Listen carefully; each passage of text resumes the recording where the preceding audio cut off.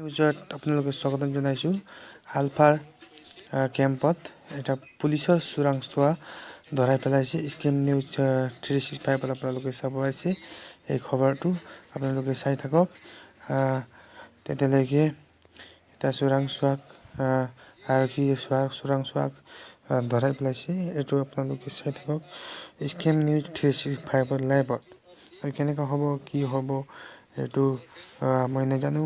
আপোনালোকে নিউজত চাই আছে আৰু চাই থাকক। এক মুহূৰ্তত এটা ভিডিঅ' আহি পাইছে, আপোনালোকে চাই আছে। মই স্কেম নিউজ 365ত চাই থাকিব।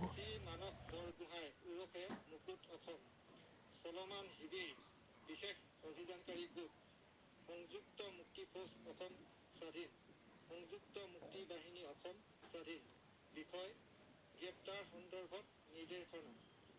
সন্মানীয় সতীৰ্থ, বৈপ্লৱিক ভৱিষ্যত গ্ৰহণ কৰিব। এই নিৰ্দেশনাৰ জৰিয়তে আপোনাক জনাওঁ যে সংযুক্ত মুক্তি ফৌজ অসম স্বাধীনৰ অধীনস্থ চলমান শিবিৰত বিশেষ অভিযানকালীন সময়ছোৱাত আপুনি একাংশ নৱাগত সতীৰ্থৰ মাজত প্ৰতি বিপ্লৱী ভূমিকাত লিপ্ত থকাৰ লগতে সংগঠনৰ নীতিৰ পৰিপন্থী পৰিকল্পনাৰ কৰাৰ তথ্য প্ৰমাণসহ অভিযোগ লোৱা হৈছে। সেয়েহে উক্ত অভিযোগৰ আধাৰত স্বচ্ছ নিৰপেক্ষ অনুসন্ধানৰ জৰিয়তে প্ৰকৃত সত্য উদ্ঘাটনৰ স্বাৰ্থত সংগঠনৰ পবিত্ৰ সংবিধানৰ দফা 9 UPC অনুচ্ছেদ ক আৰু গড় 1 অনুসাৰে আপোনাক আজি 21 জানুৱাৰী 2024 তাৰিখে গ্ৰেপ্তাৰ কৰা হ'ল। নিৰ্দেশনা প্ৰদানত GSO সংযুক্ত মুক্তি ফৌজ অসম স্বাধীন, সংযুক্ত মুক্তি বাহিনী অসম স্বাধীন।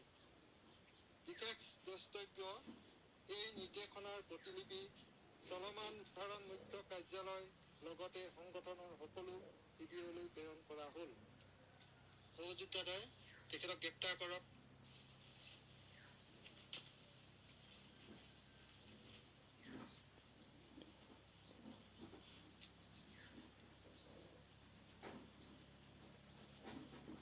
নমস্কাৰ, মই মানৱ বৰগোহাঁই।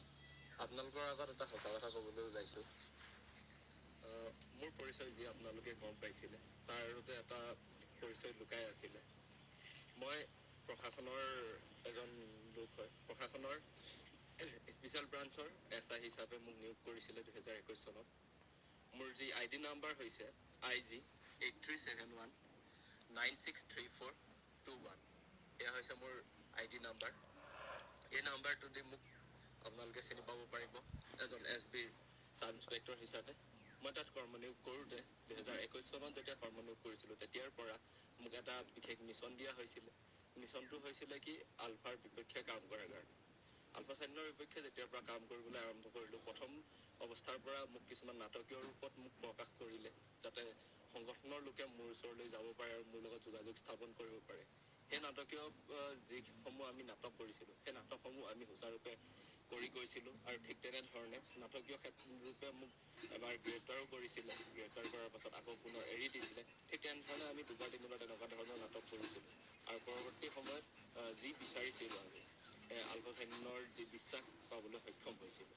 আৰু সেই বিশ্বাস পোৱাৰ ফলত মই আহি নৱেম্বৰ মাহত আলফা সৈন্যত যোগদান কৰিছিলোঁ। মই আলফা সৈন্যত যোগদান কৰাটো প্ৰকৃততে এটা সম্পূৰ্ণ মোৰ মিছন আছিল।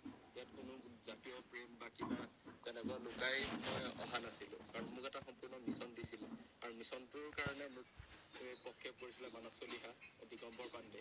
তেওঁলোকে প্ৰত্যক্ষভাৱে মোক প্ৰক্ষেপ কৰিছিল আৰু পৰোক্ষভাৱে মোক প্ৰক্ষেপ কৰা ব্যক্তি হ'ল GP সিং, পাৰ্থ আৰতী মহন্তকে প্ৰমুখ্য কৰি। সেই মুহূৰ্তত 2021 চনত আছিলে ভাস্কৰজ্যোতি মহন্ত DGP হৈ। তেখেতেহে গোটেইগৰাকী ব্যক্তিয়ে প্ৰক্ষেপ কৰিছিল। আৰু তেওঁলোকে আমাক অকল মোকে বুলি নহয়, আৰু বহুকেইগৰাকী যুৱক যুৱতী আছে, তেওঁলোকে আমাক যি ধৰণে প্ৰক্ষেপ কৰিছিল, যি ধৰণে আমাক নিয়োগ কৰিছিল, নিয়োগ কৰাৰ পাছৰে পৰা তেওঁলোকে আমাক কিছুমান